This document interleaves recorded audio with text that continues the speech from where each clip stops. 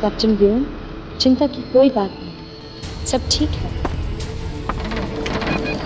Doctor Zen, तुम्हें किसने कहा कि मुझे किसी बात की चिंता है? किसी ने नहीं। तो आपने कैसे मान लिया कि मुझे कोई चिंता है? मैं मानती नहीं, जानती हूँ कि आपको चिंता है। अभी अभी जब आप जागे तब आपकी दिल की धड़कन इतनी तेज हो गई थी कि मेरे दिल की धड़कन के बारे में वहां बैठे बैठे आपको कैसे पता चला? यही बैठे बैठे मुझे ये भी पता चला कि आप एक सपना देख रहे हैं और इसी वजह से आप पसीने से लथपथ जाते थे। किसके कहने पर मेरे बारे में ये सारी जानकारी जमा की जा रही है? किसी के कहने पे नहीं, ये मेरा फर्ज है। लगता है मुझे वही आकर आपको समझाना पड़ेगा कि आपका फर्ज क्या है और मेरा निजी मामला क्या है।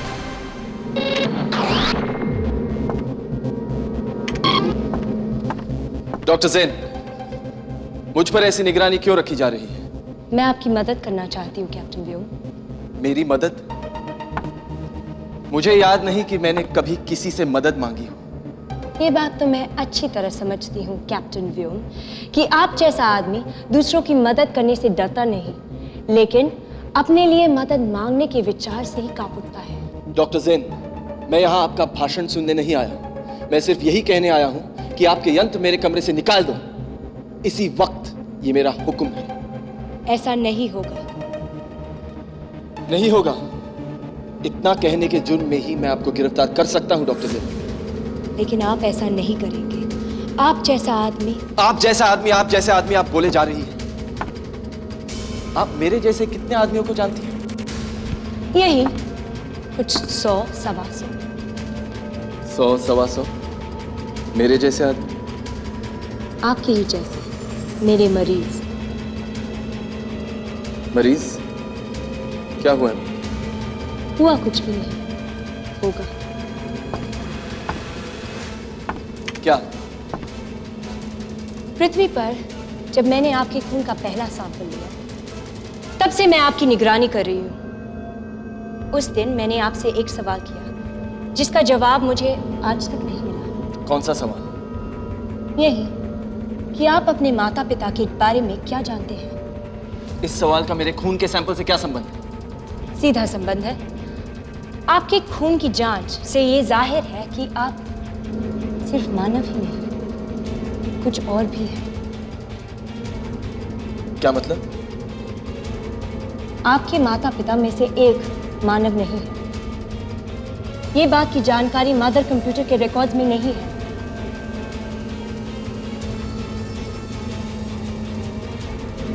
आप चुप क्यों हो गए हैं कैप्टन व्योम?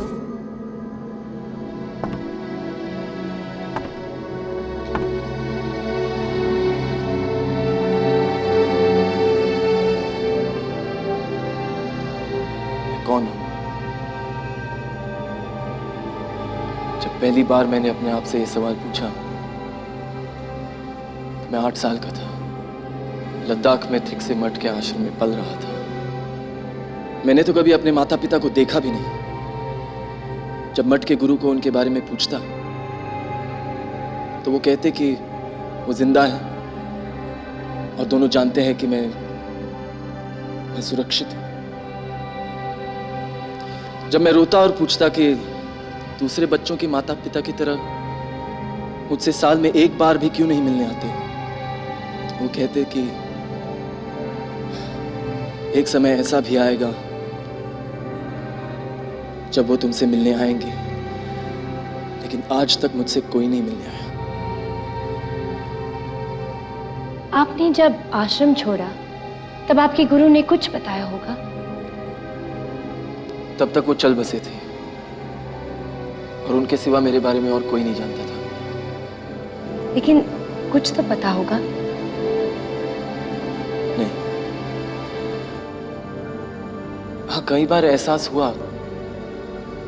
जब मैं छोटा था तब बार बार मेरे सपनों में एक उजला साया दिखाई देता, जिसे देखकर मुझे लगता कि मानो यही मेरी माँ है। कई सालों से यह सपना मैंने देखा नहीं, लेकिन आज फिर से मैंने यही सपना देखा। वही चमकता हुआ साया, जिसे देखकर मुझे लगा कि मेरी माँ मेरे सामने खड़ी है, इतने करीब कि अगर मैं हाथ बढ़ाता तो उसे छू पाता। आपके खून की जांच के मुताबिक आपके माता पिता में से कोई एक है जो बिना कुछ बोले, बिना किसी यंत्र के, सिर्फ मानसिक तरंगों के जरिए आपसे बात कर सकता है। आपने सपना नहीं देखा कैप्टन व्योम, आपसे कोई बात करना चाहता था। मेरी माँ मुझसे यही मेरा मानना है, लेकिन मैं जानना चाहती हूँ, इसीलिए मैं आप पर कड़ी निगरानी रखती हूँ। डॉक्टर जैन, आपका कहना है कि मेरी माँ मानव नहीं है, लेकिन जो सपनों में आती है वो तो मानव है। अगर आप मेरी मदद करेंगे तो अगली बार जब वो सपना आएगा तब आप अपनी माँ से बात कर पाएंगे।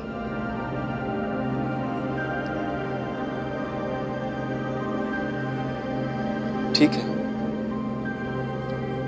तो आपको आपके यंत्र मेरे कमरे से हटाने की जरूरत नहीं। Thank you captain Vyom. Doctor Jain, क्या मानसिक तरंग को पहचानने के लिए कोई यंत्र नहीं है? ये तो इंजीनियर फुलर से पूछना पड़ेगा। Mister Fuller. जी कैप्टन। मुझे एक ऐसा यंत्र चाहिए जो आयो जेल से फरार हुए हर मुजरिम के मानसिक तरंग को पहचान सके। यस कैप्टन, बन जाएगा। Thank you.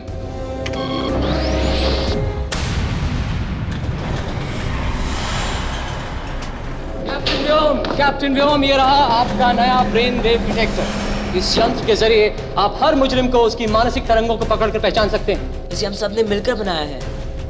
इतनी जल्दी? डॉक्टर जैन ने इसका brain wave detection system design किया है और लेफ्टिनेंट माया ने इसमें हर मुजरिम की मानसिक तरंगों का डेटा भर दिया है। इसका सर्किट मैंने बनाया है और प्रोग्रामिंग मैंने किया है। 10 लाख किलोमीटर की रेंज में आने वाले किसी भी मुजरिम को आप इस यंत्र के जरिए पकड़ सकते हैं। लेकिन एक बात की कमी रह गई कैप्टन व्योम। क्या? हमारे पास जेनॉन गैस नहीं है। जेनॉन एम्पलीफायर से हम इस यंत्र की रेंज को डबल कर सकते हैं, डबल। कैप्टन, हम चाहते हैं कि सबसे पहले आप इस यंत्र का प्रयोग करें।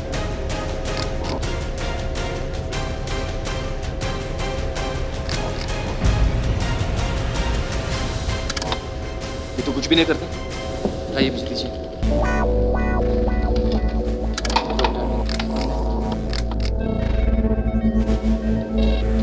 कैप्टन व्योम, पृथ्वी से विश्व प्रमुख का संदेश। कैप्टन व्योम, तेजा की गिरफ्तारी को पूरे 12 घंटे हो गए। बाकी मुजरिमों का कुछ पता चला? जी नहीं, लेकिन कोशिश जारी है। कैप्टन व्योम, तेजा के हमले के बाद यहाँ के वासियों में एक ऐसा खौफ फैल गया था कि अगर उन्हें इस वक्त ये पता चलता कि ना सिर्फ तेजा बल्कि उसके जितने खतरनाक और 11 मुजरिम आयु जेल से फरार हुए, तो तुम खुद सोच लो यहाँ क्या होगा। करोड़ों लोग पृथ्वी छोड़कर कहीं और जाना पसंद करेंगे और हम किसी को ये भी नहीं समझा पाएंगे कि इस सारे सूर्यमंडल में और कोई जगह है ही नहीं जो खतरे से खाली हो।